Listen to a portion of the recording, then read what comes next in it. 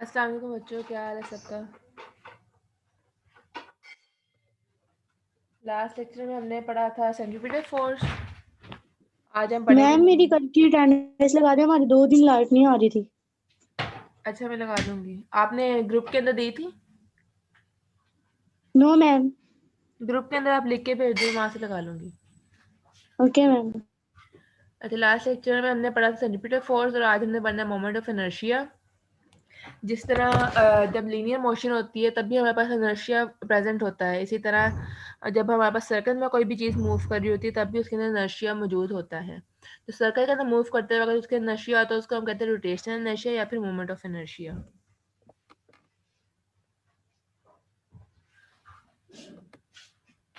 Moment of inertia की definition है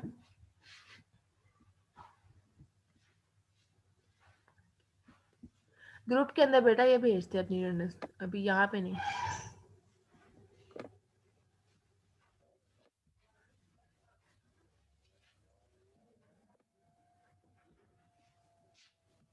moment of inertia की डेफिनेशन है product of mass of the particle and the square of the perpendicular distance from the axis of rotation.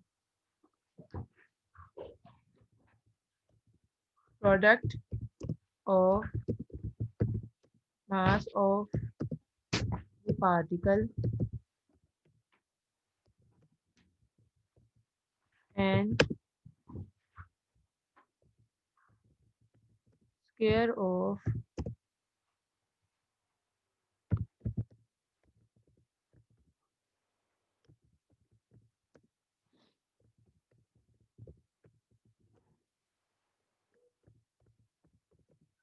From the pivot point भी हम कह सकते हैं या फिर एक्सिस ऑफ रोटेशन भी हम कह सकते हैं। पिवट पॉइंट का भी हमने टॉक करना पड़ा था। पिवट पॉइंट वो था जिसके अराउंड कोई भी बॉडी मूव कर रही होती है, उसको हम कहते हैं पिवट पॉइंट। यहाँ पे भी पिवट पॉइंट के अराउंड ही मूव कर रही थी, उसको हम पिवट पॉइंट भी कह सकते हैं या और एक्सिस ऑफ रोटेशन भी कह सकते हैं। फ्रॉम पिवट और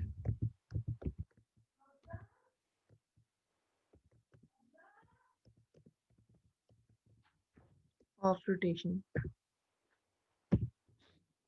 इसकी डेफिनेशन हो गई। और इसको डिनोट करते हैं I is equal to M R का स्क्वायर।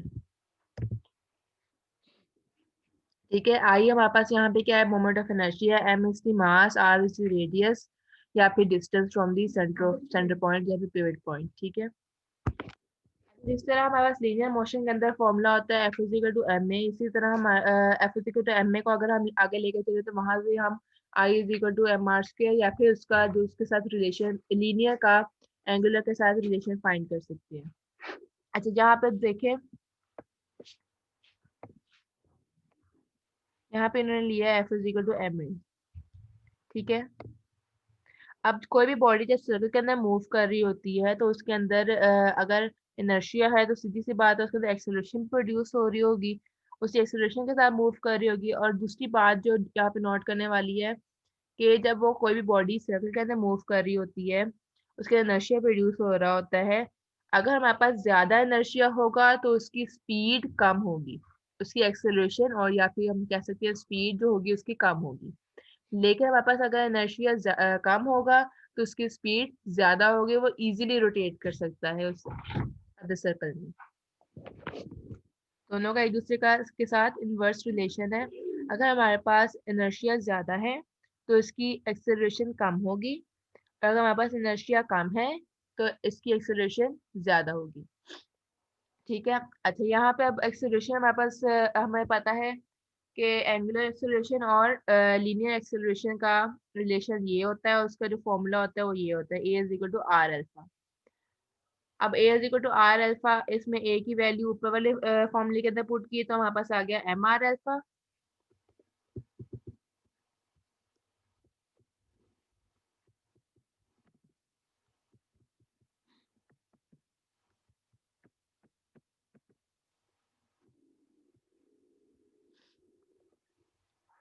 अच्छा, आगे हमारे पास अब कोई भी बॉडी रोटेट कर रही है तो उसके अंदर जरूर टर्निंग इफेक्ट भी प्रोड्यूस हो रहा होता है। टर्निंग इफेक्ट हमारे पास क्या होता है? टॉर्क होता है। हमने पहले पढ़ा था turning effect of a body is known as torque.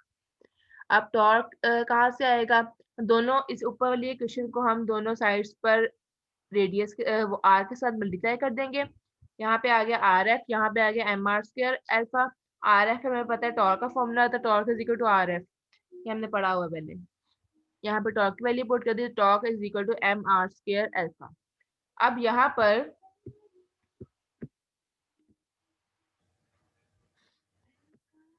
यहाँ पर इस फॉर्मूले के अंदर जो वैल्यू देखे, अब यहाँ पे हमारे पास क्या आया? Torque is equal to M R square alpha. अगर हम F is equal to M A के साथ इसको कंपेयर करें तो यहाँ पर टॉर्क इज एफ, टॉर्क जो है वो एफ है, ए जो है वो अल्फा है, एंगुलर एक्सेलरेशन है यहाँ पर, और M is M R square. जो रोल लीनियर मोशन के अंदर एम प्ले कर रहा है, यहाँ पर वही role M R square play कर रहा है। ठीक है,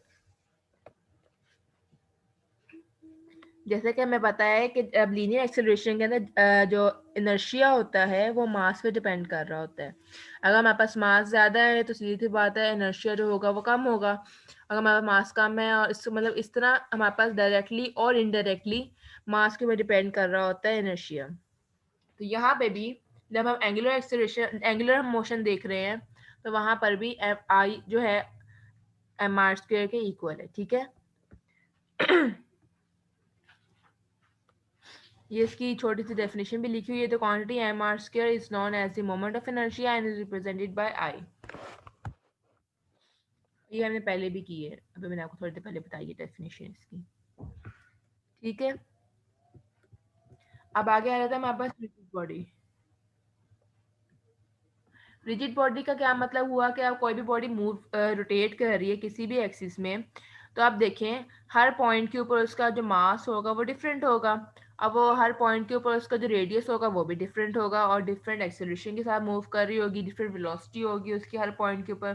तो हर पॉइंट को अगर हम प्लस करें तो ये हमारे पास एक उनका मीन निकल आता होता है। तो अगर अगर हम उसको अलग अलग निकाल लें तो क्या होगा? जैसे इन्होंने कोई रिजिड बॉडी ले ली है, मास 1 यहाँ है, मास 2 यहाँ है, मास 3 यहाँ है, मास 4 यहाँ है, तो डिफरेंट पॉइंट्स पे डिफरेंट मासेस आ गए उसके, और डिफरेंट मासेस होंगे तो हमारे पास डिफरेंट टॉर्क्स होंगे, डिफरेंट एक्सेलरेशन होगी और डिफरेंट रेडियस होगा। तो टॉर्क वाला फॉर्मूला हमें पता है, टॉर्क 1 इज इक्वल टू, पहले पॉइंट पे अगर हम देखें तो m1 r1 square alpha 1 square, और सेकेंडली हमारे पास अगर सेकेंड पॉइंट पे इसी तरह देखें, मास 2 के लिए देखें तो हमारे पास torque 2 m2 m r square r2 square alpha 2। और इसी तरह अगर हम n पॉइंट तक ले जाएं, मतलब हमें नहीं पता कि कितने पॉइंट्स बन सकते हैं इसके। जिस तरह हमने ना एक दफा किया था वर्क डन वाला काम, वर्क डन जब हमने निकालना था, हमने हर पॉइंट के बाद वर्क डन निकाला, हमें नहीं पता था कि डिस्टेंस कितना है, तो n पॉइंट्स थे हमारे पास, 1 से लेके n पॉइंट्स थे। तो इसी तरह यहाँ पर भी हमारे पास n पॉइंट्स हैं। अब यहाँ पे इन्होंने कहा है कि एक्सेलरेशन जो है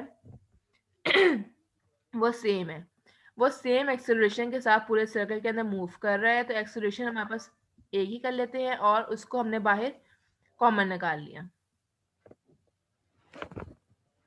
ठीक है, अब यहाँ पे आगे क्या किया, इन सबको अगर हम प्लस करेंगे तो हमारे पास, अगर हम इन सबको प्लस करेंगे तो M I R I square आ जाएगा। आई का क्या मतलब हुआ? आई का मतलब ये होता है आई इज इक्वल टू 0 से लेकर nth वैल्यू तक।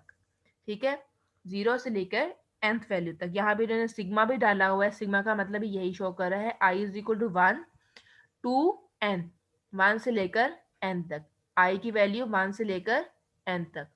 तो M I R I square आगे बाहर आ गया अल्फा, और हमने अभी भी निकाला है कि I sorry moment of inertia का फॉर्मूला क्या था? I is equal to M R square. तो यहाँ पे हम आई के आई पुट कर देंगे तो torque is equal to I alpha आ जाएगा। ठीक है, मोमेंट ऑफ इनर्शिया में किसी को कोई बात नहीं समझ आई है तो पूछ लें।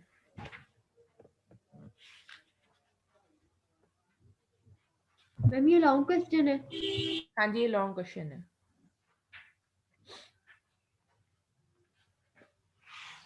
जितने अब तक हमने टॉपिक पढ़ी है उसमें से कौन कौन से होंगे? वो मैं आपको एक साथ ही बता दूंगी, अब अलग अलग से क्या बताऊं। जब हमारा चैप्टर पूरा ठीक हो है। जाएगा उसमें से मैं फिर बता दूंगी आप लोगों को। अच्छा, मोमेंट ऑफ इनर्शिया का जो फॉर्म क्या कहते हैं, यूनिट है किलोग्राम मीटर स्क्वायर है। Unit is kilogram metre square और डायमेंशन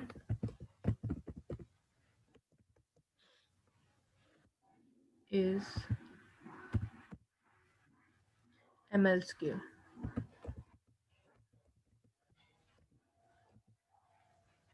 ठीक है।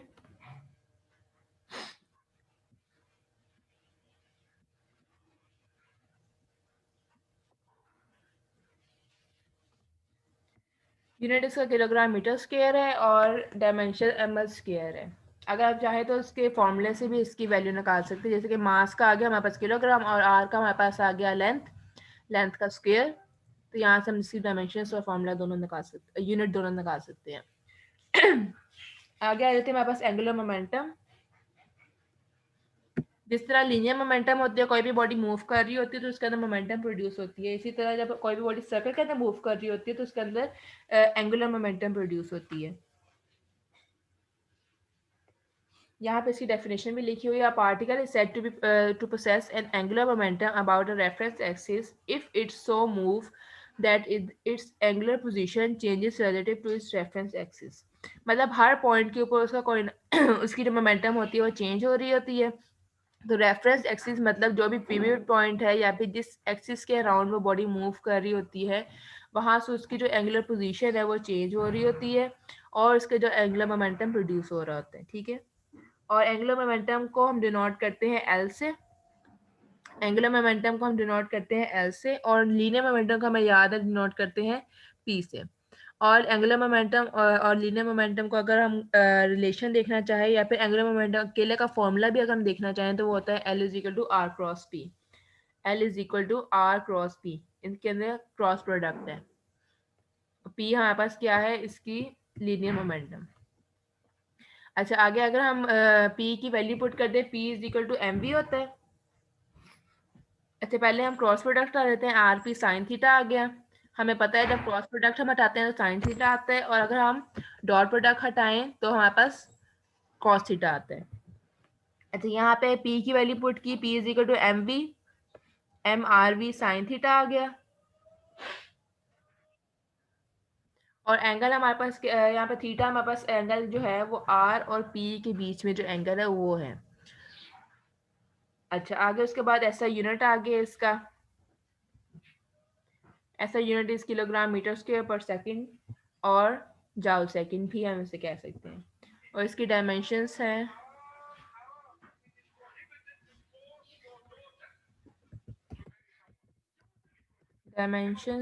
इसकी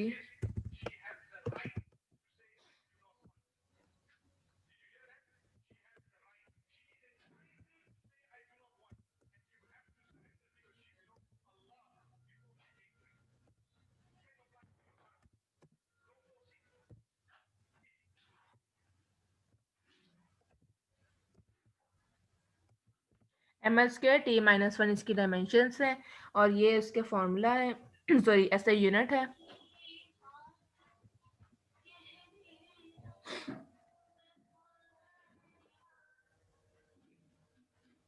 अच्छा, अगर कोई भी बॉडी सर्कल के अंदर मूव कर रही है तो उसकी एंगुलर मोमेंटम क्या होगी, वो निकालने के लिए सिंपल हम उसका एंगल जो है वो 90 डिग्री पुट करेंगे तो हमारे पास आ गया M R V.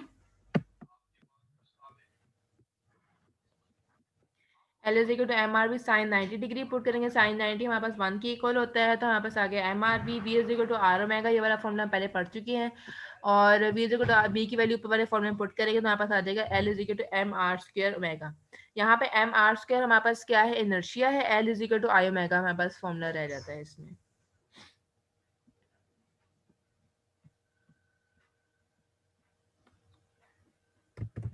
L is equal to I omega. ठीक है। यहाँ पे आई की वैल्यू पुट कर देंगे ना अगर हमारे पास, तो हमारे पास आ जाएगा L is equal to I omega. अच्छा, आगे हमारे पास उसी तरह जिस तरह हमने पहले एंगुलर मोमेंट पर मोमेंट ऑफ इनर्शिया में रिजिड बॉडी कंसिडर की थी कि हर पॉइंट के ऊपर उसका मास डिफरेंट होगा और रेडियस डिफरेंट होगा और एक्सेलरेशन डिफरेंट होगी, और बाद में हमने एक्सेलरेशन सपोज कर ली थी, एंगुलर एक्सेलरेशन सपोज कर ली थी कि एक जैसी ही है, हर पॉइंट के पे एक्सेलरेशन जो है सेम है। इसी तरह यहाँ पे भी angular momentum of a rigid body अगर हमें निकालनी हो,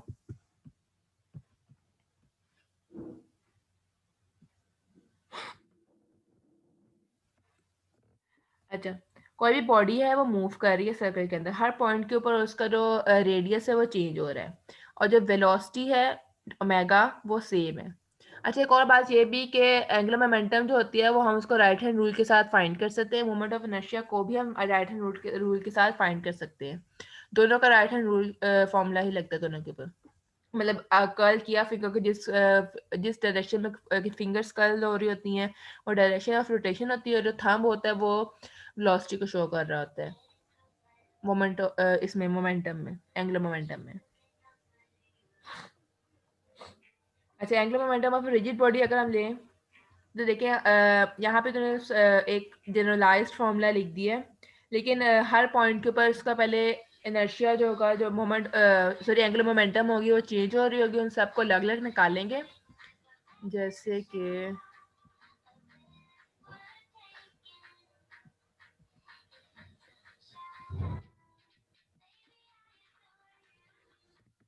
कि L1 is equal to M1 R1 square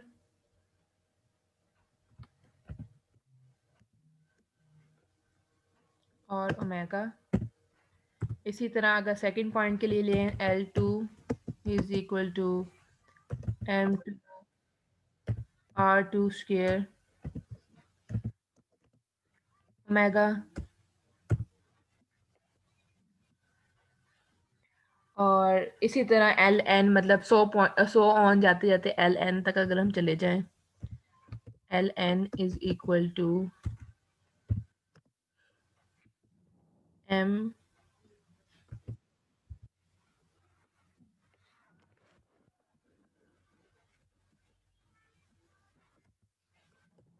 Mn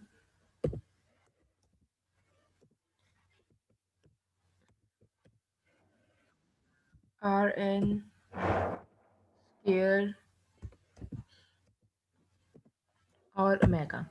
अब देखो, जब हम इन सब वैल्यूज को प्लस करेंगे तो हमारे पास आ जाएगा एक generalized value, L is equal to L1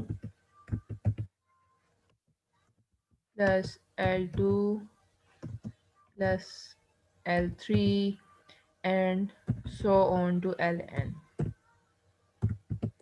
ठीक है, इसी तरह इसमें वैल्यूज पुट करेंगे तो हमारे पास आ जाएगा M1 R1 square omega, M2 R2 square omega, M3 R3 square omega and so on to Mn Rn square omega.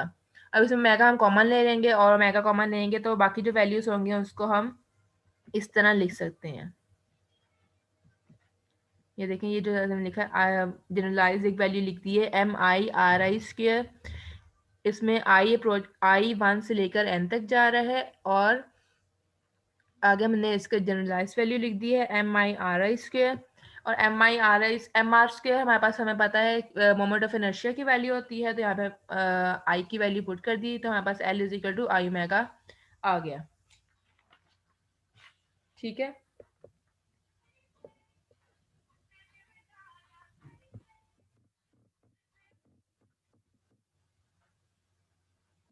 अच्छा, आगे हमारे पास उसकी एंगुलर मोमेंटम की दो टाइप्स होती हैं।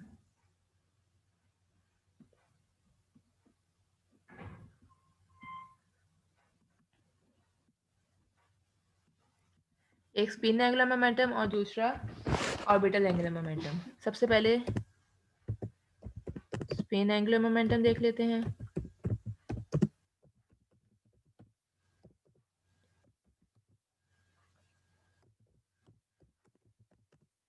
एंगुलर मोमेंटम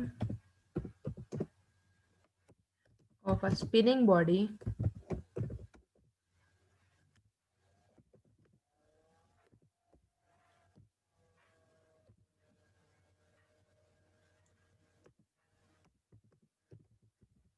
is called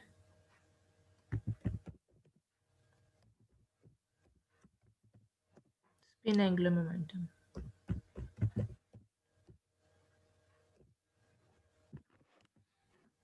अच्छा, स्पिनिंग क्या होती है? स्पिनिंग का मतलब होता है जैसे कि हम गोल घूम रहे होते हैं, ठीक है? अगर हम गोल घूम रहे होते हैं तो उसको हम कहते हैं स्पिन करना। अगर हम किसी सर्कल में जा रहे होते हैं किसी पॉइंट के अराउंड, तो उसको हम कहते हैं रोटेट करना, या फिर उसको हम कहते हैं रोटेट करना, ठीक है? और अगर हम बिल्कुल गोल घूम रहे हैं, जैसे आपने देखा होगा,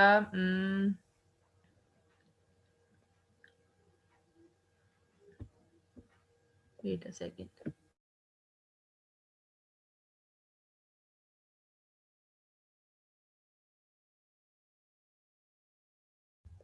जैसे हम कोई भी राउंड चीज लेते हैं, जैसे बॉल ले लेते हैं और उसको घुमा देते हैं, उसके ऊपर जमीन के ऊपर घुमा दें, तो जो बॉडी होती है, जो बॉल होती है, वो स्पिन कर रही होती है, ठीक है? लेकिन अगर हम वही बॉल किसी स्ट्रिंग के साथ बांध देते हैं और उसको गोल गोल घुमाते हैं, तो उसको हम कहते हैं रोटेट कर रही है वो बॉडी, या फिर ऑर्बिट कर रही है वो बॉडी, ठीक है? और जिस तरह हमारा जो अर्थ है वो रोटेट भी कर रही होती है और स्पिन भी कर रही होती है, हमारी जो अर्थ है वो खुद भी घूम रही है और सन के अराउंड भी रोटेशन उसकी जा रही है, इसलिए उसके अंदर स्पिन मोशन भी होती है और एंगुलर और ऑर्बिटल मोशन भी होती है। स्पिन की डेफिनेशन होगी, आगे हमारे पास आ जाता है ऑर्बिटल एंगुलर मोमेंटम।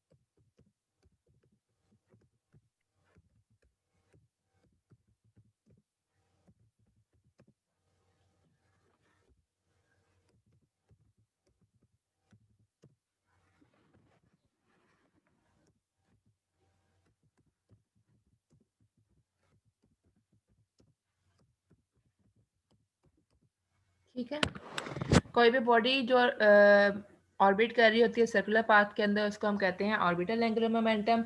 और टोटल एंगुलर मोमेंटम जो होती है किसी भी बॉडी की, वो इक्वल होती है स्पिन एंगुलर मोमेंटम और ऑर्बिटल एंगुलर मोमेंटम के।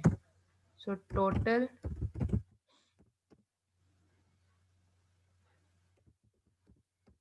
Angular momentum is equal to spin angular momentum plus orbital angular momentum, ठीक है? यहाँ तक किसी को कोई बात ना समझ आई हो तो पूछ लें।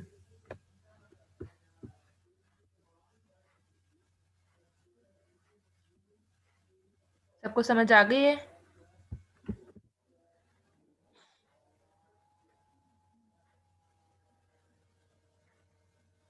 Yes ma'am.